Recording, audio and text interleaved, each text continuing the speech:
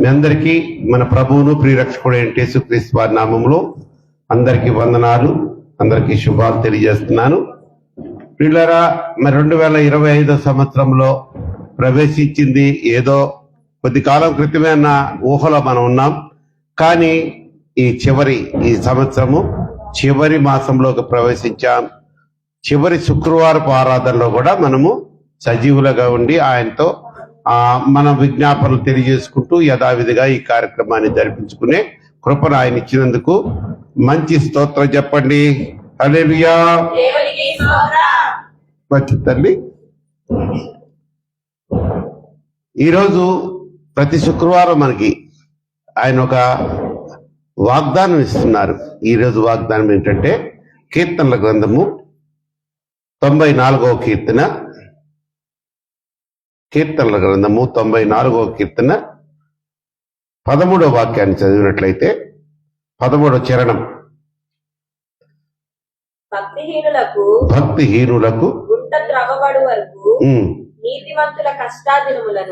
నీతిమంతుల కష్టదినములను పోగొట్టి వారికి నెమ్మది కలుగ చేయదు. స్తోత్రం చెప్పు. హల్లెలూయా. ఈరోజు మనకి ఇచ్చినటువంటి వాగ్దానం ఏంటంటే ఆయనంట నీతిమంతుల కష్టదినములను పోగొట్టి వారికి నెమ్మది కలుగు చేతు అంటున్నాడు. అక్కడ నీతిమంతులు ఎవరు? మనం నీతిమంతులుగా డిక్లేర్ చేసుకోలేం, ఎందుకంటే మన మనసాక్షి ఒప్పుకోదు. వీఆర్ నాట్ రైచియస్, మనం నీతిమంతులం కాదు. కానీ పరిశుద్ధ గ్రంథంలో కూడా నీతిమంతులు లేరు, ఒక్కరునూ లేరు యేసయ్య తప్ప అని చెప్పుతూ ఉన్నా కూడా మనందరం నీతిమంతుల త్రోవలోకి, ఆ కోవలోకి ఎందుకు వచ్చామంటే పరిశుద్ధుడైనటువంటి యేసు రక్తాన్ని మనము స్వీకరించాము. ఆయన రక్తం కింద మనం బ్రతుకుతున్నాము. ఆ రక్షణ మార్గములో ఆ సువార్తను నమ్మి ఊరుకొండకుండా బాప్తిసం పొందాము. కనుక మనమందరం నీతిమంతులుగా మార్చబడ్డాము. ఒక్క బాప్తిసం తీసుకున్న వాళ్ళు మాత్రమే. ఇక్కడ అనేక మంది బాప్తిసాలు తీసుకున్నారు కాబట్టి అంత ధైర్యంగా నేను చెప్పకూడదు. ఆ కొద్ది మంది అతి త్వరలో తెలుసుకుంటారు, అసలు నేను క్రైస్తవుడిని చెప్పుకోవాలంటే ముందుగా నేను చేయాల్సింది బాప్తిసం తీసుకోవడం అని తెలుసుకొని వారు కూడా తీసుకుని గాక. మంచి తల్లి, నీతిమంతుల కష్ట దినాలను పోగొట్టి వారికి నెమ్మది కలుగజేస్తారంటున్నారు కదా. నెమ్మది అంటే మనసులో ఒక్కోసారి నెమ్మది ఉండదు. ఏంటోనండి మనసు ఈ మధ్య నా మైండ్లో మనసులో ఎక్కడ నెమ్మదిగా లేదండి, ఏటో అలజడి. అలాగే పనిలో నెమ్మది, ప్రశాంతంగా పోయే జాబ్స్ కొన్ని ఉంటాయి, కొన్ని వచ్చి ఎప్పుడు టెన్షన్సే. కనుక మరి ఇంటిలో కూడా నెమ్మదిగా చెప్పుకున్నట్లయితే కొన్నిళ్లలో ప్రశాంతంగా ఉదయాన్నే లేవడం, చక్కగా ఎవరి పనులు వాళ్ళు చేసేసుకోవడం, సాయం చేసుకోవడం, టిఫిన్లుగా తినేసేయడం, క్యారెట్లు కట్టుకోవడం, డ్యూటీలకు వెళ్ళిపోవడం, పిల్లలైతే స్కూల్స్కి వెళ్ళిపోవడం, మళ్ళీ సాయంత్రం రొటీన్ నెమ్మదిగా గడిచిపోతూ ఉంటాయి. కొన్ని గృహాల్లో ఆ నెమ్మది కరువు అయిపోతుంది. ఎందుకని? సాతానుడు ఆ గృహాల్లో దూరి గలిబిలి చేస్తున్నాడు. అది మనం తెలుసుకో. నా గృహంలో ఈరోజు ఎందుకు నెమ్మది లేదు, నా హృదయంలో ఎందుకు నెమ్మది లేదు, నా పనిలో ఎందుకు నెమ్మది లేదు అంటే ఇవన్నీ సాతాను క్రియలే. ఎందుకంటే మనము ఇప్పుడు సాతాను ఉన్నాడండి, దేవుడు ఉన్నాడండి, మనం దేవునికి దగ్గరగా ఉన్నామండి. దేవుని దగ్గర నుంచి కొంచెం దూరం అయ్యామనుకో, అక్కడి నుంచి ఇటు జరిగామనుకో, ఎవరికి దగ్గర అవుతాం? సాతానుడికి దగ్గర అవుతాం. వాడికి దగ్గర అయ్యే కొద్దీ వాడి ప్రభావం మన మీద ఎక్కువ ఉంటుందని నా ఉద్దేశం కదా. నమ్మితే స్తోత్రం చెప్పు. హల్లెలూయా. కనుక నెమ్మదిగా మనం ఉండాలి అంటే ఆయన అంటున్నాడు, నీ ముఖంలో కూడా అసలు ఎక్కడ నెమ్మది అన్నది ప్రశాంతత కనపట్లేదండి అంటారు కొంతమంది. ఎన్నో టెన్షన్స్ లేండి అంటుంటాం. కొంతమంది ఉద్దేశం ఏంటో తెలుసా? డబ్బు, ఇంకా అంత ఆస్తిపాసులు, బండి బంగారం అంతా బాగున్న వాళ్ళు నెమ్మదిగా ఉంటారు. ఏమి లేని మనకే ఈ దరిద్రం, ఈ నెమ్మది లేదని అనుకుంటున్నారు. అది 100% తప్పు అది. ధనము ఆస్తి పాస్తులు ఎక్కువ వాళ్ళకి కొంపలు కాదు, ముందు ఆ మైండ్లో మనసులో నెమ్మది ఉండదు. ఎవడొచ్చి ఎక్కడి నుంచి పొడిచి అన్ని తీసుకెళ్తారో ఆ ఆస్తి అంతా, లేకపోతే ఎవరు నాకు విషయం పెట్టి చంపేసి నా భార్య నాకు విషయం పెట్టేస్తుందేమో, రాత్రి పడుకొని పుట్టప్పుడు ఇంతలో పండేసేస్తుందేమో. అందుకని పురుషులారా కొంతమంది నైట్ హెల్మెట్లు పెట్టుకొని పడుకుంటున్నారంట. అది మరి ఎందుకు నాకు తెలియదు కానీ సునాయాసంగా చంపేస్తున్నారమ్మా ఈ మధ్య. ఎవరు? మంచి తల్లులమ్మా మీరు నిజంగా. అసలు అంతకు ముందు లేదు ఈ కల్చరు. నా బిడ్డలారా, ఎక్కడి నుంచి వచ్చిందే మీకు ఎంత ధైర్యం?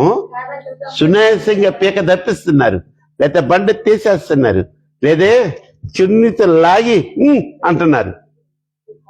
మొన్న ఆ తల్లి ఎవరో మొన్న అంటమ్మా, అలాగే వాళ్ళ ఆయన గారిని వాడెంత హింసించాడో లేదు పక్క పెడదాం, చున్నితో లాగేసి చంపేసి బాడీ ఎక్కడ బెడ్ మీద ఉంటే బయటకు పోయి బిర్యానీ తెచ్చుకొని తిన్నారంట. ఆ చంపేసిన దానికి సహకరించినోడు అమ్మా.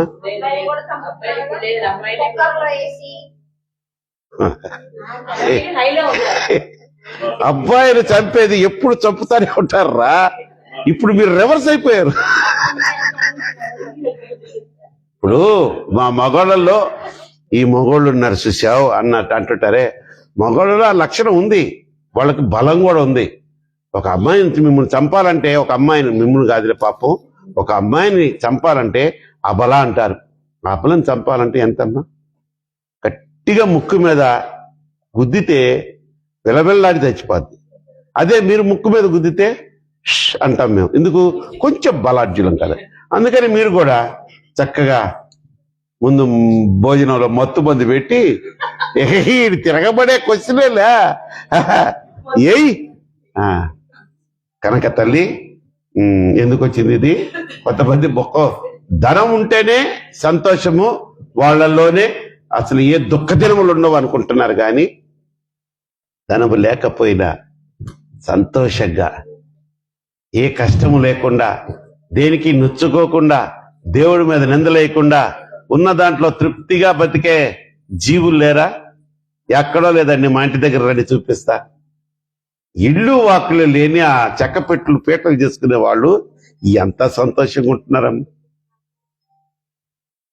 డిసెంబర్ నెల పెట్టిన మొదటి రోజు నుంచి ఈ రోజు వరకు ప్రతిరోజు ప్రతి ఇంట్లో కృతజ్ఞత ప్రార్థన. ఆ పాటలన్నీ నాకు వినిపిస్తూ ఉంటాయి. మేము ఇక్కడికి చర్చికి బయలుదేరి వచ్చేటప్పుడు రోడ్డు మీద ఒక ప్రక్కనే ఇట్లా బోరుగా ఎంత మంటూ ఉంటారు తెలుసా? దాదాపు 150 మంది ఉంటారు, స్త్రీలు కానీ చిన్న చిన్న పిల్లలు కానీ. నిజంగా ఆ పాస్టర్ గారు అంత ధన్యుడా అనుకున్నా. ఆయనకి ఎందుకు తలంపు వచ్చింది?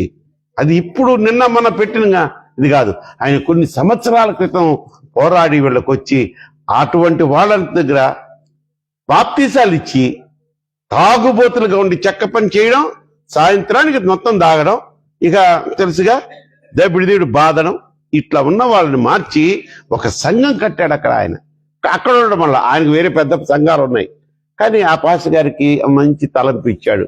ఎందుకు చూస్తున్నానంటే, కష్టములో ఉండేది ఒక్క డబ్బు లేని వాళ్ళే అని మాత్రం అనుకోవద్దని చెప్తున్నాడు.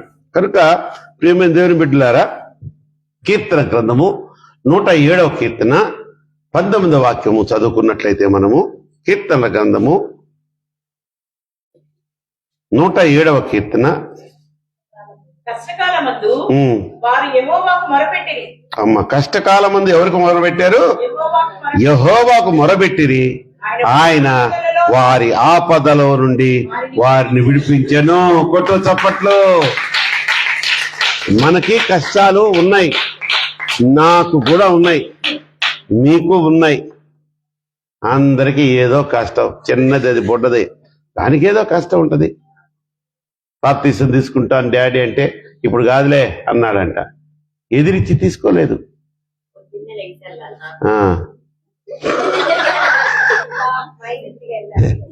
కత్తల్లి మరి కంటికి కడివి నీడు కాల్చింది నిన్న. అది రియల్ బాధ అంటే. అయ్యో నా స్నేహితులు నాతో వాళ్ళందరూ కలిసి తీసుకుందాం అనుకుంటే మరి ఎందుకో అది దేవుని సంకల్పం కాలేదు. వాళ్ళ నాన్నగారి కన్న తండ్రే. ఇది మరి ఘోరం కదా. మేము రక్షణలోకి వెళ్తాం డాడీ, మేము బాప్తిసం తీసుకుంటామంటే వద్దు అనే డాడీలు అసలు ఆ మనస్తత్వం ఏంటో నాకు అర్థం కావట్లా. నువ్వు దగ్గరుండి బాప్తిసం ఇప్పించాల్సింది పోయి, అమ్మో లోకంలో పడిపోతాడేమో నా కొడుకు, లోకంలో పడిపోతుందేమో నా కూతురు అని ఇవ్వాల్సింది. వాళ్ళు పొరపాటున మందిరానికి రావడం అలవాటు చేసుకుని చిన్నోళ్ళు అయినా ఇక్కడ చెప్పబడే బోధలు విని సత్యాన్ని తెలుసుకొని ఎస్ ఐ వాంట్ దిస్ అని అంటే ఇప్పుడు కాదు, 10th క్లాస్కి వచ్చిన తర్వాత ఇంకొంచెం పెద్ద ఏజ్ రావాలా, మీకు అప్పుడే వయసు రాలా. వయసు ఏంటండి? కనుక అక్కడేమంటున్నాడు, కష్టకాలమందు యెహోవాకు మనం ఏం చేయాలంటే తల్లి, రెమెడీ ఎట్లాగంటే ఆయన ఇచ్చిన వాగ్దానం పొందుకోవాలంటే నీతిమంతుల కష్ట దినములను పోగొట్టి వారికి నెమ్మది కలుగజేతున్నది ఈరోజు మనకి ఇచ్చిన వాగ్దానం. మరి నీతిమంతులు అంటే చెప్పేశారు, మనమంతా నీతిమంతులమే, మీరు భయపడద్దు. మనమందరం అంటే యేసుక్రీస్తు ప్రభు వారిని నమ్మి దేవుడిగా అంగీకరించి సువార్తను నమ్మి బాప్తిసం తీసుకున్న వాడంతా నీతిమంతుడే. బాప్తిసం లేనోళ్ళు నీతిమంతులు కాదు. కాబట్టి వాళ్ళకి శ్రమ పొంచి ఉంది, కష్టకాలం పొంచి ఉంది. అలాగని ఈ నీతిమంతులుగా మారిపోయిన బాప్తిసం తీసుకున్న మనకి కష్టకాలం లేదా? ఉంది. కానీ మనకు దమ్ము ఉంది, ధైర్యం ఉంది, మనకు ఒక భరోసా ఉంది, మనకు ఒక అండ ఉన్నాడు. ఆయన మన పరమ తండ్రి యేసయ్య. ఓటో వాళ్ళకి లేదు ఆ భరోసా, లేదా భరోసా. ఇప్పుడు నీ తండ్రి ఉన్నాడు, మామూలు భౌతికంగా ఇహలోక తండ్రి. వాడిని కొట్టి ఆ తండ్రి ఉండగానే వాళ్ళ కుమారుడినో కుమార్తెను కొట్టేదానికి ఎవడన్నా మీదకి వచ్చాడు అనుకో, చూస్తూ ఊరుకుంటాడు ఆయన. ఏయ్ ఇట్లా వెనక్కి తీసేసుకుంటాడు ముందు బిడ్డని. అగా ఎవడరా నువ్వు? నా బిడ్డరా, నా ప్రాణం రా, నా ప్రాణం అన్న ఇస్తాను కానీ నా బిడ్డని నేను బతికుండా తాకనిస్తానా అని అడ్డం పడతాడు. ఇహలోకంలో ఉన్న తండ్రే.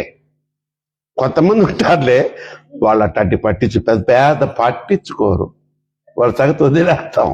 నేను 99% of the dads and mums గురించి నేను చెప్తున్నా. అలాగే మన కన్న తండ్రి, మనం ఆయన అంగీకరించి ఆయన రక్తాన్ని స్వీకరించి ఆయన ఏమంటాడు, మనల్ని ఒకసారి మనం బాప్తిసం తీసుకున్నాడు, నాకు వీళ్ళు సొత్తు అయి ఉన్నారు అంటున్నారు. సొత్తు ఎట్లా అవుద్దమ్మా? ఊరకని సొత్తు అయిపోతారా? ఇప్పుడు ఆడపిల్లలకి ఒక మగపిల్లడికి పెళ్లి చేస్తున్నారు. ఈ ఆడపిల్లలు మగపిల్లవాడిని పెళ్లి చేసుకుంటున్నారు. వాడేమన్నా ఊరికనే చేసుకుంటున్నాడా? వీళ్ళు ఏం చేస్తున్నారు? సొత్తు ఇస్తున్నారు. అప్పుడు వీడు నువ్వు నా సొత్తు వీడు నొక్కుంటాడు. ఇక్కడ ఒక 1/2 కోటి. అది కాదు చెప్పేది.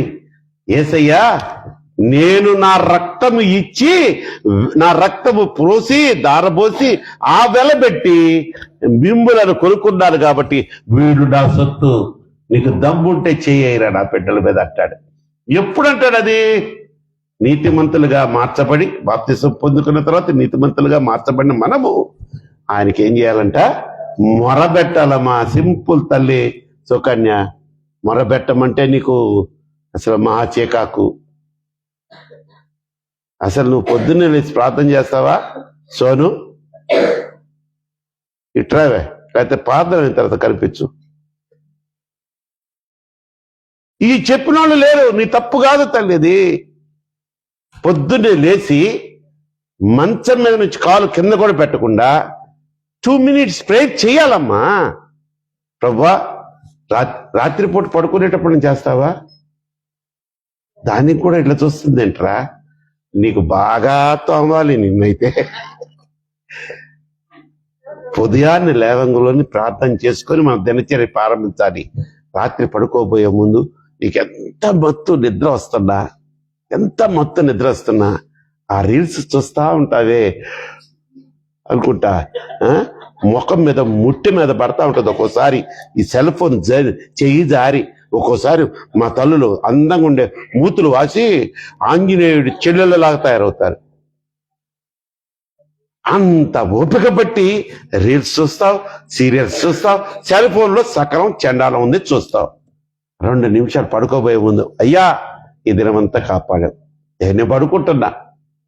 ఈ పిచ్చి పిచ్చి కళలు రాకుండా ఇప్పుడు దాకా నేను చూసిన ఆ రీల్స్లోని ఆ దెయ్యాలన్నీ నా కళల్లో వచ్చి ఈ అనకుండా ప్రశాంతమైన నిద్ర నేను అది కూడా అడగలేవా సోను నువ్వు అంటే? అడగగలవు, కానీ నీకు you don't know the importance of prayer. ఇప్పుడు దాకా ఈ రోజు నుంచి ప్రయత్నం చేయి. ఆ ప్రయత్నం నీకు అలవాటుగా మారునుగాక. ఆ అలవాటు నిన్ను అభివృద్ధి పదంలోకి నడిపించునుగాక. ఇది ప్రవచనం తల్లి, నేను ఊరికనే చెప్పటం లేదు. నేను చెప్తుంటే నాకు గూస్ బంప్స్ వస్తున్నాయి. నాకు ఎందుకో నాకు తెలియదు, ఒళ్ళు పులకరిస్తుంది, ఒళ్ళు నరాలు రోమాలు నెక్కబొడుచుకుంటున్నాయి. దిస్ ఈజ్ కాల్డ్ ప్రవచనం. ప్రవచనం అంటే అది జరిగి తీరుద్దంటే. ఇది నా మాట కాదు, ఇది దేవుని మాట. బట్ నువ్వు చేయాల్సిందే తల్లి, ప్రార్థన చేయి, ప్రార్థన చేయి. నీకేదైనా అవసరం వచ్చింది ప్రార్థన చేయి. అవసరం వచ్చింది వెంటనే మమ్మీ నాకు 100 రూపాయలు ఐస్ క్రీమ్ కొట్టు అని అడుగుతావా లేదా? ఐస్ క్రీమ్ కంటే గొప్ప గొప్ప అవసరాలు వస్తాయి ఫ్యూచర్లో. సో ప్రతి విషయంలో ఆ ప్రభువు దగ్గర ఒక చిన్న అప్లికేషన్ పడే ప్రార్థన అని ఈ 2 నిమిషాలు పడేస్తాను. ఇక ఆయనకి జీవితం అంతా నిన్ను అప్లికేషన్ సాల్వ్ చేసేసి నీకు శాంక్షన్ చేసేసి ఇక దాంట్లో నిన్ను కాపాడుతూ ఉంటాడు. అంత మంచి తండ్రి అమ్మ మన తండ్రి. గొప్ప దేవుడు, గొప్ప దేవుడు, గొప్ప దేవుడు. రే మీ మొహాలు మండా, రండిరా, రండయ్యా రండి. గొప్ప కార్యాలు, మహిమ కార్యాలు ఎన్నెన్నో చేసెను చూడు. గొప్ప దేవుడు, గొప్ప దేవుడు, గొప్ప దేవుడు యేసు. గొప్ప కార్యాలు, మహిమ కార్యాలు ఎన్నెన్నో చేసెను చూడు. ఆమేన్ ఆమేన్ హల్లెలూయా, హల్లెలూయా, ఆమేన్ ఆమేన్ హల్లెలూయా, ఆమేన్ ఆమేన్ హల్లెలూయా, ఆమేన్ ఆమేన్ హల్లెలూయా. తనవారి పక్షములకి యూసఫును చేసినవాడు, తనవారి పక్షములకి యూసఫును చేసినవాడు.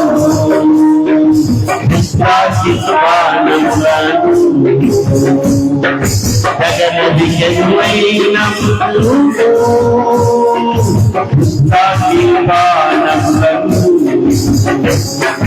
కదలికినమైన ఆమేన్ ఆమేన్ హల్లెలూయా, ఆమేన్ ఆమేన్ ఆమేన్ హల్లెలూయా, హల్లెలూయా, ఆమేన్ ఆమేన్ హల్లెలూయా, ఆమేన్ ఆమేన్ హల్లెలూయా. గొప్ప దేవుడు, గొప్ప దేవుడు, గొప్ప దేవుడు, గొప్ప కార్యాలు, మహిమ కార్యాలు ఎన్నెన్నో చేసెను చూడు. కనుక తల్లి ఈ కష్ట దినములలో నీతిమంతులను కష్ట దినములలో కష్ట దినములను పోగొట్టి వారికి నెమ్మది కలుగ చేయుదును. చేయువాడవు నీవే, చేయుదువు. ఇన్ని రకాలుగా ఆ ప్రభువును మనము ఆశ్రయించి ఆయన వేడుకుంటే ఆయన ప్రతి ఒక్క అవసరతలోంచి మనల్ని నడిపించునుగాక, విడిపించునుగాక. చూడండి తల్లి, మననే మధ్య మనం ఒక వాక్యం ధ్యానం చేసుకుంటూ సండే అనుకుంటా, దాంట్లో ఒక 4 or 5 మనకున్న ఆ యొక్క కష్టాలు నష్టాలు మానవుణ్ణి కొంగదీసేవి అంటే ఫస్ట్ చింత అన్నాం, తర్వాత ఏదో అన్నాం. ఈరోజు అసలు చింత మనిషిని ఏ విధంగా పాడు చేస్తుందన్నది కొద్ది నిమిషాలు మాట ధ్యానం చేసుకుందాం. ఇది చూడండి, పేతురు రాసిన మొదటి పత్రిక 5:7 చూడండి తల్లి, నిదానంగానే తీయండి, ఏం పర్లేదు. ఆయన మిమ్ములను గూర్చి చింతించుచున్నాడు కనుక ఏమంటున్నాడమ్మా? ఆయన మిమ్మల్ని గూర్చి చింతించుచున్నాడు గనక నీ చింత యావత్తు ఆయన మీద. అంటే ఈ వాక్యము దీనికి కూడా ఒక అంశం పెట్టుకుందాం. చింత వలన వచ్చే చిక్కులు అందాం దీన్ని. చింత వలన వచ్చే చిక్కులు. ఆయన మీ గురించి చింత. ఎవరు ఆయన? మన కన్న తండ్రి, మన యేసయ్య. మన యేసయ్య అంట మన గురించి చింతించుతున్నాడు కాబట్టి నీ చింత యావత్తు, మన చింత యావత్తు ఆయన మీద. ప్రార్థనకు వస్తారు మీరు, కన్నీరు గారుస్తారు. నీ భారం ఉండే ఆ చింతను పక్క పెడతావు, మూట పక్కన పెట్టి ప్రభు ఇచ్చిన నా భారం తెచ్చయ్యా, నువ్వే కదా నీ చింత యావత్తు నాకు అప్పగించమన్నావు, నాకు నా మీద వేయమన్నావు అంటావు. నీకు భారం దిగిపోద్ది. పాస్టర్ గారు ఇంకా ధైర్యపరిచే 4 మాటలు చెప్తాడు, నీకు మంచి బలపరిచే ప్రార్థన చేస్తాడు. ఆమేన్ అన్న తర్వాత లేచిపోవాలన్నా నువ్వు, నీ చింత యావత్ ఆయనకి అప్పచెప్పి వెళ్ళిపోవాలనా? అబ్బో, ఆ మూట ఏడగా వదులుతావు నువ్వు. ఆ మూట మళ్ళా తీసుకొని అని పోతా ఉంటావు. కరెక్టా కాదా? ఒకసారి ఇక్కడికి వచ్చి నువ్వు ప్రార్థన చేసిన తర్వాత, నాదికి ఈ చింత ఏంది నాయన, మా మగవాళ్ళకి చింతలు చెప్పబలేము అసలు. ఏంది నాయన, దానికి ఇంత వయసు వచ్చినా సరిగ్గా వంకాయ పచ్చడి చేయడం రాలేదు ప్రభువా. అయితే ఉప్పు ఎక్కువ వస్తుంది, లేకపోతే పచ్చిమిరకాయ నూరి పోస్తుంది. ఆ చింత వాడు ప్రార్థన చేసినప్పుడు ఇక్కడికి వచ్చి దేవుడు నా భార్య మనసును మార్చేస్తాడని వెళ్ళిపోవాలి. మళ్ళా ఆ చింత నెత్తి పెట్టుకెళ్తే నీకు మళ్ళా వంకాయలో ఉప్పు ఎక్కువే. కథనైనా మా ప్రసాద్ అనుకుంటున్నాడు, మా డాడీకి ఎలా తెలుసు ఇంత నా అంతరాత్మలోని చింత ఎలా తెలుసు అనుకుంటున్నాడు. అలా చూపిస్తాడయ్యా దేవుడు, అంతే. రైట్, దేవునికి స్తోత్రం చెప్పండి. హల్లెలూయా. అమ్మా, చింత వలన మనకు వచ్చే చిక్కుల్లో మొదటి నేను చూసా, మత్తయి సువార్త 6:31 చదువుకుందామా? మత్తయి సువార్త 6వ అధ్యాయము 31వ వాక్యం. కాబట్టి ఏమి తిందుము, ఏమి త్రాగుదుము, ఏమి ధరించుకుందుము అని చింతింపకుడి, అన్యజనులు వీటన్నిటి విషయమై విచారింతురు. చూడండి, మనకి ఏమి తిందుము, ఏమి తాగుదుము. ఏమి తిందుము అంటే తిండి జాస, ఏం త్రాగుదు అంటే మగవాళ్ళకైతే ఆ బ్రాండ్లు జాస, మీకైతే ఇంకేదో జాస. లాస్ట్కి ఏమి ధరించుకుందో అది మీకెక్కువ. చందనా బ్రదర్స్, బొమ్మనా బ్రదర్స్, కురిపిడి, నలిపిడి, కపడ, ఏందో మాకేం తెలుసు. విచిత్ర ఆడెవడో ఇంకోటి పెట్టాడు కంకటాల అంట. విన్నారా మీరు ఎప్పుడైనా? బందరోడ్లో ఉంది కంకటాల. ఆంటీకి భలే ఫేవరెట్ అక్కడ. ఎందుకంటే పైకి ఎక్కబడలేదు అనమాట. 4 మెట్లు ఎక్కితే పెద్ద షోరూమ్ ఉంటుంది. ఇంక మెట్లు ఎక్కి పైకి వెళ్ళాలా, లేకపోతే లిఫ్ట్లో రావాలంటే రాదు, భయం ఆమెకి. సో మీకు ఆ వస్త్రధారణ ఏమి ధరించుకుందాము, రకరకాలు వాడు అందులో వాడు వేస్తాడమ్మా. యాడు మామూలుగా ఉండవయి. లలా చందన, అదేందమ్మది? చెన్నై సిల్ అమ్మా, చెన్నై షాపింగ్ మాల్. చూడు, నాకు అది కూడా రాదు. ఎంత చకా అన్న చెన్నై అనుకోని చెన్నై షాపింగ్ మాల్ అంటున్నారు. ఇంకోటి సౌత్ ఇండియా, ఇంకోటి ఆర్ఎస్. వెరీ గుడ్ అమ్మా. ఒక చేపల మార్కెట్లో కూడా అంతమంది ఉంటారేమో, అట్లా మందలు ఉంటున్నారు వెళ్ళి. అది పండగ సీజన్ అయితే నేనేమన్నా, అది పండగతో కూడా పడుకోకపోతే అట్ట నా బిడ్డలు నేను పోట్లాడతాను. అయ్యేసైతే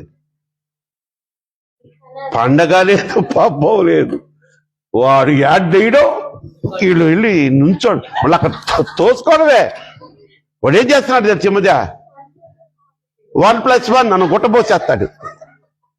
ఆ గుట్ట చుట్టూ నేను చూశానమ్మా లిటరల్గా. ఇట్టనేటప్పటికి ఇంకొక ఆవతలు చేయొచ్చు అట్టపట్టు దోచేస్తారు. నేను పట్టుకున్నా. నేనేమన్నా తప్పు చేపిస్తే నన్ను క్షమించండి. కళ్ళతో చూశారా? ఎందుకమ్మా నేను పట్టుకున్న చీర ఇంకో కావలాగేసిందే. అనుభవంతో చెప్తున్నా. ఆంటీకి బాగుంటుంది అది లైట్ కలర్ శారీ అని అలా అలా పట్టాను. ఇంకొక జర్రు అని అంతే వెళ్ళిపోయింది. అమ్మా అంతే లేదండి నేను తీసుకున్నానండి. నేను అక్కడ పురుషుడిని ఏం గొడవ పడతాను నాతోటి. తల్లి ఏమి తిందుమో ఏమి త్రాగుదమో ఆ చింత మనకు వద్దంటున్నాడు. అన్యులకు ఆ చింత ఉంటదంట. ఎందుకంటే వాళ్ళకు హోప్ లేదు. హోప్ అంటే ఒక ఆధారం లేదు. ఆధారం నీవేనయ్యా, నాకు ఆశ్రయం నీవేనయ్యా. చాలే వద్దులే, పాటలు ఎక్కువైతే ఇంకా లెంగ్త్, దాన్ని ఏమంటారు లాగ్. అప్పటికే ఆకలి అంటుందమ్మ మీ పిల్ల. చూడమ్మా పెట్టండి అమ్మ వీళ్ళకి ఇద్దరికి. కాబట్టి అన్యులు చింతించినట్టు చిక్కులు పెడుతుంది ఈ చింత. ఏది? ఏమి తిందమో ఏమి త్రాగుదమో ఏమి ధరించుకుంటామో అన్నది మాత్రం ఆ చింత చిక్కులు పెట్టుద్ది మనకి. కానీ నువ్వు నేను చిక్కులు పడకూడదు. ఆ చింత యావత్తు ఆయన మీద ఇస్తే నిన్ను పలావ్ పెట్టి తినిపిస్తాడంటే. గడ్డి మా daddy is a pure non vegetarian. ఆయనకి మామూలు గడ్డి దహనం చేస్తే ఆయనకి ఇష్టం ఉండదు. కొవ్వెన దూడను బలిచ్చి వేస్తే ఆగ్రహించేవాడంటే ఆ రోజుల్లో. ఇప్పుడు కాదమ్మా, అది పాత అజ్ఞానపు కాలంలో. నాన్ వెజ్ అన్నం పెట్టకుండా అరే ఆయన ఎవరమ్మా? ఏరియా ప్రవక్త. అడవిలో వాగు పక్కన కూర్చొని ఉంటే కాకితో ఏం పంపించాడమ్మా? సరే నాన్ వెజ్ అమ్మా, నాన్ వెజ్ దైవాహారం. అబ్బా నిజంగా అనుకుంటుంటే ఎంత టేస్ట్ ఉండి ఉంటుందో కదా అదే. ఫిష్ కాదు, మటను, మాంసము పంపించాడు అని ఉంది అక్కడ. మాంసం అంటే అదేగా. దాంట్లో మళ్ళా అవి ఉన్నాయి, మనకు అనవసరం. ఏదైనా టేస్ట్ దేవుడు పంపిస్తే కదా. ఈ అన్యుల కంట ఆ చింత వాళ్ళకి ఎందుకు చింత అంటే, వాళ్ళకి ఇటువంటి కాకితో నిన్ను పోషించగలిగిన దేవుణ్ణి, నన్ను పోషించగలిగిన దేవుణ్ణి మనం ఆరాధిస్తున్నాం కదా. మరి అంత గొప్ప దేవుణ్ణి ఆరాధిస్తూ ఇంకా నీకు చింత ఎలా? నాకు చింతేలా, నాకు భీతియేలా, నీవు నా తోడు ఉన్నవయ్యా. నాకు భయమేలా నా యేసయ్యా, నీవు నాలోనే ఉన్నవయ్యా. నాకు దిగులేలా,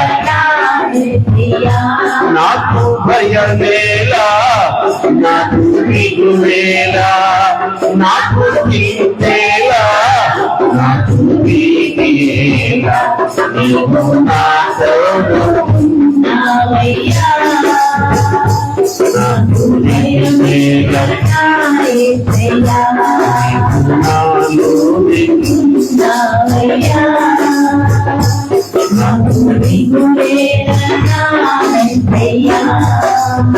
అప్పుడు ఏమి తిందమో ఏమి త్రాగుదామో ఏమి ధరించుకుందామో అన్న చింత నీలో వచ్చిందంటే నీలో ఉన్న విశ్వాసాన్ని ఆ చింత నాశనం చేస్తుంది. అంటే నంబర్ 1 చింత ఏం చేస్తుంది?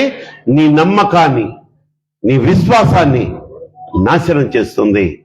నమ్ము, నమ్మితే నీవు మహిమను చూస్తావు అన్నాడు. దేవునికి స్తోత్రం చెప్పు. హల్లెలూయా. రెండవ చింత 13, అదే మత్తయి సువార్త 13వ అధ్యాయము తల్లి 13:22 చూడండి.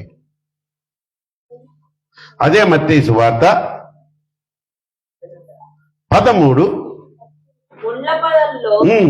విత్తబడిన వాడు వాక్యము వినువాడే గాని, ముళ్ళ పొదలలో విత్తబడిన వాడు వాక్యము వినువాడే గాని ఇహలోక విచారమును ఐహిక విచారమును ధన మోహమును ఆ వాక్యమును అణిచివేయును గనుక వాడు నిష్ఫలుడగును.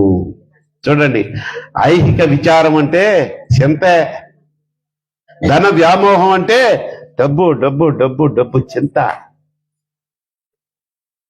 డబ్బు డబ్బు డబ్బు డబ్బు డబ్బు అని ఇంత సంపాదిస్తాడు గడ్డి తిని. ఆ తర్వాత వన్ ఫైన్ నైట్ పడుకుంటాడు, పొద్దున్నే లేపితే లేవడు. అయ్యో డాడీ పోయావా, అయ్యో ఏమండి అప్పుడే నీకు 100 ఏళ్ళు నిండాయా, ఏడుపుడు. కానీ ఈ డబ్బు డబ్బు డబ్బు ఎటు పోతాడు తెలియదు, వాడు మాత్రం అనుభవించడు. కనుక ఆ చింత ఉన్నవాడు అంటే డబ్బు డబ్బు డబ్బుని ఆ యొక్క వ్యామోహం గనవాడు ఐహిక విచారాలు అంటే ఇహలోకంలో ఉన్న వాటన్నిటి గురించి నాకు అది కావాలి ఇది కావాలి అంతా దాని గురించి విచారించేవాడు, ఆ చింతపడేవాడట. వాడికి వాక్యం చూడండి, ఇప్పుడు మీరు వచ్చారు, ఇక్కడ వాక్యం చెప్పబడుతుంది, మీరు విన్నారనుకో మనసు పెట్టి, మీకు ఆ చింత అది తీర్చబడుతుంది. అంతేగాని ఇక్కడ చింత గురించి చెప్తూ ఉంటే చీటీ ఆ అమ్మాయి కట్టలేదే, ఇప్పుడు ఆ డబ్బులు నేనేయాలేమో, ఐహిక విచారం, డబ్బు వ్యామోహం కాదంటారా? ఇక నువ్వేమింటావు వాక్యం. సో ఈ చింత ఏం చేస్తుంది? రెండో చింత వాక్యాన్ని లోపలికి పోనివ్వదు, అడ్డుపడిపోద్ది. నంబర్ 1 ఏంటి? విశ్వాసాన్ని చెడగొట్టేస్తుంది చింత అనేది. రెండోది చింత మనకుంటే వాక్యాన్ని లోపలికి పోనివ్వదు. మూడోది లూకా సువార్త 10:40. నేను ముగింపులోకి వచ్చేస్తున్నాను, తొందరగా లాగిచ్చేస్తున్నాను, మీరేం కంగారు పడద్దు. మా లూకా 10:40. మార్త విస్తారమైన పరిపెట్టుకున్నట్టు చేత తొందరపడి మార్త అంటేనే తొందర. వచ్చి ప్రభువా నేను ఒంటరిగా పనిచేయుటకు నా సహోదరి నన్ను విడిచిపెట్టినందున నీకు చింత లేదా? నాకు సహాయం చేయమని. ఇది చాలాసార్లు చదివి ఉంటారు మీరు. ఇక్కడ ఒక పాయింట్ కనిపెట్టారా? మార్త ఉంది, మరియా ఉంది.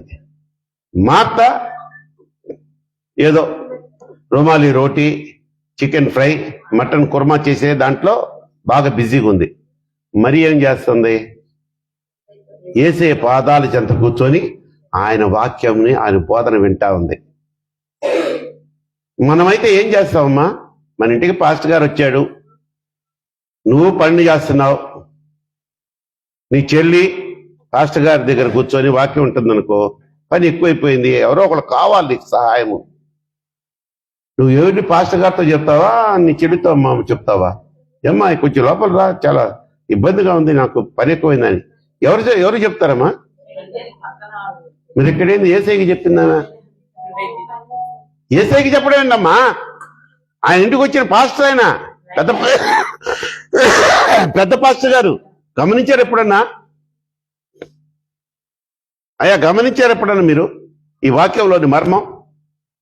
ఇదిగో ఇప్పుడు దేవుడు ఇప్పుతున్నాడు చూడు, వీళ్ళిద్దరికి సమాధానం లేదు, అక్క చెల్లెలకి సమాధానం లేదమ్మా, కొట్లాడుకున్నారు. అందుకని యేసయ్య ఆ అమ్మాయిని కూర్చి నాకు సాయం చేయమని చెప్పవేంటి అంటుంది. కుట్టి ఎప్పుడన్నా అట్లా అనిందమ్మా? నువ్వు అన్న కూడా నువ్వు చేయవు కదా. వీళ్ళిద్దరు ఎందుకు అట్ట నవ్వారో తర్వాత చూసుకో. ఇదమ్మా మర్మాలంటే మనం తవ్వే కొంది ఆ దేవుడు మనకు బయలుపరిచే అద్భుతమైన గని. సో వాళ్ళిద్దరిలో సమాధానము లేదు, అక్కా చెల్లెళ్ళ మధ్యలో సఖ్యత లేదంటే ఇక ఆ కొంపలో సంతోషం ఉంటుందా? సంతోషం లేని చోట ఏముంటది? చింత ఉంటది. చింత. అరే బాగానే మాట్లాడుకునేవాళ్ళం, చూడు ఏదో నేను నోరు దారి ఒక మాట అన్నా, నా చెల్లి నా మాట అనుకుంటున్నా ఉండాల్సిందని అక్కడన్నా బాధపడవచ్చు. లేకపోతే చెల్లి పెద్ద గత్ర గంపనుకో, ఇంత నోరు అనుకో దానికి, అయ్యో అక్కని నేను అనవసరంగా ఎదిరిచ్చానే, నీలాంటిది ఉంటుంది. అనవసరంగా మొదలిచ్చానే. ఇప్పుడు అక్క చూడు ఎంత బాధపడితే నాతో మాట్లాడటం లేదు. అసలు నా కోసం అది సిగ్గులేదు, అందుకని మాట్లాడుతున్నా. నేనైతే పెళ్ళని కొట్టుండేవాడు. ఇప్పుడు ఏంటమ్మా అక్కడ పాయింట్ చూసారా? మార్త వచ్చి ఎవరు మరియని నాకు సహాయం చేయమని చెప్పు యేసయ్య అంటుంది. పైపెచ్చు అంటుంది నా కష్టం గురించి నీకు చింతలేదా అంటుంది. నీ కొంపకి మేము వస్తే అమ్మా మేము చింతపడాలా? నువ్వేం చేస్తావో? అదేంటది గ్రూప్ కాఫీని ఇస్తారు, కటిక చేదు. పాపం ఎక్కడుందమ్మా తల్లి, మా కుమార్తె. అక్కడ నుంచి ఇక కాఫీ అంటే అమ్మాయి అంటే నాకెవరు కాదు, కటిక చేదా. ఏదమ్మా మరి మంచి విషయాలు కూడా చెప్పుకోకూడదా? అలే మా శత్రువులా ఏంటి? మా సుమలత నేను పంపిస్తాను అంకులు అని వెళ్ళి 2 కప్పులు నాకొకటి బాబిగాడికి ఒకటి పంపించి సిప్ వేయడం, చేదు కాఫీ. ఎలా ఉంది అంకుల్ అంటే వస్తుంది మళ్ళీ, సుమలత ఏంటమ్మా చేదు అంటే కొంచెం కాఫీ పొడి ఎక్కువైంది అంకుల్ అని. కొంచెం కాదమ్మా, అదే అంకులు కొంచెం వేసాను అంతే మిగిలింది, ఇది ఎందుకు లేని వేసి ఎవరన్నా వేస్తారన్నమాట. అట్లా ఉంటుంది ఆ పిల్ల పాపం. దేవునికి స్తోత్రం చెప్పండి. హల్లెలూయా. ఎక్కడ ఎక్కడ సమాధానం ఉండదో అక్కడ సంతోషం ఉండదు, ఎక్కడ సంతోషం ఉండదో అక్కడ చింత ఉంటుంది. ఆ చింత ఉన్న చోట ఏముంటది? మళ్ళీ రివర్స్, సమాధానం ఉండదు, ప్రేమ ఉండదు, ఎప్పుడు గొడవలు కొట్లాట్లే. చివరిగా ఒక మాట చదివి మనం ముగించుకుందాం. ప్రసంగి గ్రంథము 8వ అధ్యాయము 16వ వాక్యం. జ్ఞానాభ్యాసము చేయుటకును అమ్మా దివారాత్రులు కన్నులు నిద్ర కానకుండా మనుషులు జరిగించు వ్యాపారములను చూచుటకును నా మనసు నేను నిలపగా. చాలే. చూడండి తల్లి, ఈ వ్యాపారం చేసే వాళ్ళకి వాళ్ళు ప్రశాంతంగా ఉంటారా? ఇక్కడ లారీకి లోడ్ ఎత్తుతాడు, అది చేరిందో లేదో, మధ్యలో ఆడని గుద్దేశాడేమో వీడు. ఇప్పుడు చూడనమ్మా మరి బస్సులు గుద్దుకొని బగ్గని మండి చచ్చిపోతున్నారు. ఆ మధ్య బెంగళూరు వెళ్ళేదేదో మన ఆంధ్రాలో జరిగిందా? నిన్న నేను చూస్తూ ఉంటే పెట్టంలో, అది ఎక్కడో వేరే స్టేట్లో 11 మంది సజీవ దహనం, స్లీపర్. ఆ మంటలు చూస్తుంటే ఏంటి వాళ్ళు ఏం పాపం చేసి పాపం ఇవి కర్మగా పెట్టిన బస్సులు ఎక్కారంటే, అందులో ఒక సాఫ్ట్వేర్ ఇంజనీర్ సెలవులకు వచ్చి వెళ్తున్నాడంట. అందుకని వీళ్ళకి చింత విచారము ఎక్కువ వ్యాపారస్తులకి. అక్కడ ఏమన్నాడమ్మా? జ్ఞానాభ్యాసము చేయుటకును దివారాత్రులు కన్నుల నిద్ర కానకుండా మనుషులు జరిగించు వ్యాపారములను చూచుటకు నా మనసు నేను నిలపగా. వ్యాపారం చేసే మనుషులకి చింత చింత చింత. వాడు ఎంతైనా సరే వ్యాపారస్తులేగా వీళ్ళు. అంబానీ, తర్వాత ఆ మధ్య చనిపోయాడే టాటా, గొప్ప గొప్ప పెద్ద పెద్ద వాళ్ళకి నిద్ర పట్టదమ్మా. ఎందుకు? చింత. ఏం చింత? ఏమైపోతుందో అని. కాబట్టి ఆయన అంటున్నాడు, నీ చింత యావత్తు నా మీదే. నువ్వు వ్యాపారం స్టార్ట్ చేసావా? నీతిగా చేయి, నిజాయితీగా చేయి, అప్పుడు నేను నీకు సహాయం చేస్తా. మరి అన్యాయంగా బియ్యంలో రాళ్ళు గడిపేవాడు వాడు ప్రబలిపోతున్నాడు కదా ప్రభువా, వాడి సంగతి నీకెందుకు? వాడికి నేను తెలియదు, నా నీతి తెలియదు వాడికి. వాడేమనుకుంటున్నాడు? రాళ్ళు కలిపిన బియ్యాన్ని అమ్మేసి వచ్చిన అధిక లాభంలో మళ్ళా ముడుపు గట్టి తీసుకెళ్లి వాడు నమ్మిన దేవుడి ఉండిలో పడేస్తున్నాడు. వాడు నమ్మిన సిద్ధాంతం ఏంటంటే, నేను చేసిన తప్పును వాడికి తెలుసు, పాపం అని తెలుసు. ఇదిగో ఈ డబ్బుతో ఆ పాపాన్ని కడిగేసుకోవాలనుకుంటున్నాడు. నేను నీ దగ్గర నుంచి రూపాయి ఆశించటం లేదు నా ప్రియకుమార్తె, కుమారుడా. నేను నా రక్తంతో నిన్ను కడిగి శుద్ధీకరించాను. శుద్ధీకరించబడిన నువ్వు మళ్ళీ తప్పుడు పనులు చేస్తావా? ఎన్నిసార్లు కడగాలి నిన్ను నేను? ఎన్నిసార్లు నీ కొరకు నా రక్తాన్ని కార్చాలి అడుగుతున్నాడు. కనుక చింత వలన ఈరోజు మనకు వచ్చే 4 చిక్కులు చూసాం. మొదటిది వచ్చి విశ్వాసాన్ని కోల్పోతాం. రెండోది వచ్చి ఏందమ్మా, వాక్యము అసలు నీ మనసులోకి, హృదయంలోకి ఎంటర్ కానిదు. మూడోది చూస్తే సమాధానం అనేది కొంపలో ఉండనీదు. ఇంకంతే, సంతోషం అనేది తెర మరుగైపోతుంది. 4వదిగా చూచినట్లయితే నిద్ర లేని రాత్రులు నువ్వు గడపాల్సి వస్తుంది. నిద్ర లేని రాత్రులు. కనుక ప్రియమైన దేవుని బిడ్డలారా, దేవుడు ఈరోజు ఈ చివరి శుక్రవారం, 2025వ సంవత్సరం చివరి శుక్రవారం అద్భుతంగా మనతో మాట్లాడారు, అద్భుతంగా బలపరిచారు మనల్ని. కాబట్టి చింత వద్దు, దిగులు వద్దు. నాకే ఎందుకు వచ్చింది ఇది, నాకే ఎందుకు ఈ కష్టం వచ్చింది, నా ఉద్యోగానికే ఎందుకు ఎత్తర పెట్టారు, నా ఆస్తిని ఎందుకో కొట్టేశారు, నా అనుకోబాక. నాకు ఒక పరమ తండ్రి ఉన్నాడు. అయ్యా, నువ్వు చూస్తున్నావుగా, నువ్వు కత్తి తీసుకోబాక, ఆయనకి విజ్ఞాపన చేయి, ఆయన చాటున దాటుకో. ఆయన తీసుకుంటాడు ఇక కత్తో కర్రో వాయించి అవతల పడేస్తాడు నీ శత్రువుని. అటువంటి కృపలో ఈ 2025 సంవత్సరంలో ఈ గొప్ప వాగ్దానం ద్వారా సంగమా, ఈరోజు ఈ యొక్క వాక్యం విన్న మీరు, మన సంఘస్థులందరికీ ఈ వాగ్దానము అనుగ్రహింపబడును గాక. వారికి చింతలన్నీ కొట్టివేసే దేవుడిని మనందరం నమ్ముకుంటున్నాం. కాబట్టి మనందరము కూడా ఆయన కృపలో రక్షించబడదుము గాక. ప్రార్థన చేసుకుందాం. కృపా సత్య సంపూర్ణుడా, కృపగల దేవ, జీవం గల తండ్రి, ఈ రాత్రి కాల సమయంలో ప్రార్థన చేసి ప్రారంభించిన 2025 సంవత్సరంలోని చివరి శుక్రవారపు ఆరాధన అయ్యా, మిమ్మల్ని అధ్యక్షులుగా ఆహ్వానించుకున్నాం. మీ మహిమతో ఈ యొక్క ప్రాంగణాన్ని నింపారు, మమ్మల్ని నింపారు. బలమైనటువంటి బిడ్డలు చేసిన విజ్ఞాపనలకు మీరు జవాబు ఇచ్చారు, నేను విశ్వసిస్తున్నాను.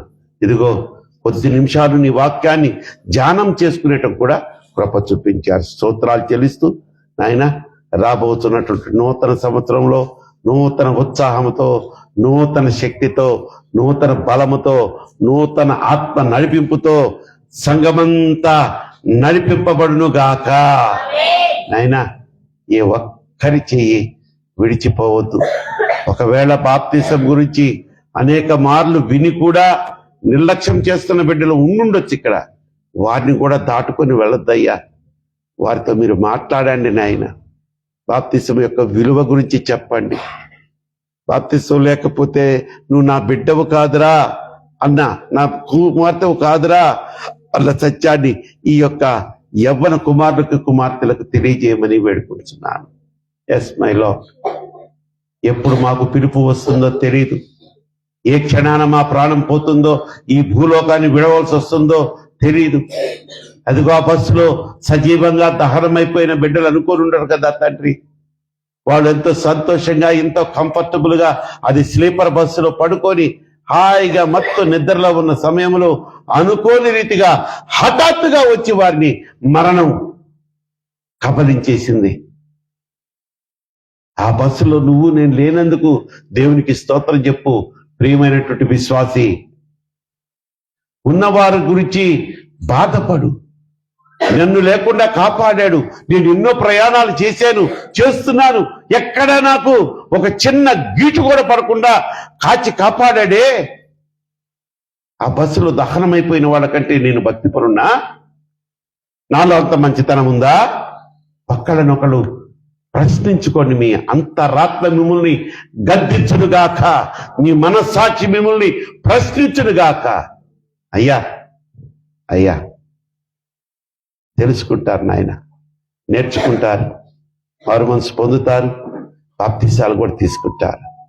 ఈ లోపల మా బిడ్డలు ఎవ్వరికీ ఏ ప్రమాదం జరగకుండా నూతన సంవత్సరంలోకి నూతన ఉద్యమంలో ప్రవేశింప చేయమని కోరుకుంటూ ఈ యొక్క చిన్న ప్రార్థన, ఈ చిన్న వాక్యపు పరిచర్య, విజ్ఞాపన పరిచర్య, అలాగే పాటల పరిచర్యలో మీరు మాతో ఉండి నడిపించినందుకు కోటి కోటి కృతజ్ఞతల స్తోత్రములు చెల్లిస్తూ మా సమస్త పాపములు క్షమించి సకల దీవెనతో నింపి నేటి దిన ఆశీర్వాదములతో మమ్మల్ని నింపి పంపమని యేసునామములో ఈ ప్రార్థన మీకు సమర్పించి బ్రతిమలాడి వేడుకుంటున్నాను నా పరమ తండ్రి. పరలోకమందున మా తండ్రి, నీ నామం పరిశుద్ధపరచబడును గాక, నీ రాజ్యం వచ్చును గాక, నీ చిత్తం పరలోకమందు నెరవేర్చినట్టు భూమి యందు నెరవేర్చబడును గాక. మా దిన ఆహారం నేడు మాకు దయచేయము. మా ఇళ్ళ అపరాధం చేసిన వారిని మేము క్షమించిన ప్రకారం మా అపరాధం క్షమించుము. శోధనలోకి తేక దుష్టుని తప్పించుము. రాజ్యము, శక్తి, మహిమ నిరంతరము నీవే అయ్యున్నావు మా తండ్రి. ఆమేన్. మన పరమ తండ్రి అయినటువంటి దేవుని ప్రేమయు, మన ప్రభువును ప్రియరక్షకుడు యేసు క్రీస్తు వారి కృపయు, పరిశుద్ధాత్మ దేవుని అన్యోన్య సహవాసం ఇక్కడ కూడి వచ్చిన ప్రతి బిడ్డకును, రైల్వే క్రిస్టియన్ సమాజంలోని నాటబడిన ప్రతి కుటుంబముకు, ఆ కుటుంబాల్లోని ప్రతి వ్యక్తికి, ఆన్లైన్ లో ఈ సంవత్సరమే కాకుండా కొన్ని సంవత్సరాలుగా మనల్ని సపోర్ట్ చేస్తున్నటువంటి బిడ్డలకును, సకల పరిశుద్ధులకును సదాకాలము తోడయుండును గాక. ఆమేన్. అందరికీ వందనాలు తల్లి. కానుకలు సమర్పించుకునే సమయం వచ్చింది. బిడ్డలు చక్కని పాట పాడుతూ ఉండగా కానుకలు సమర్పించుకుందాం. తదనంతరం మనకి భోజనం ఏర్పాటు.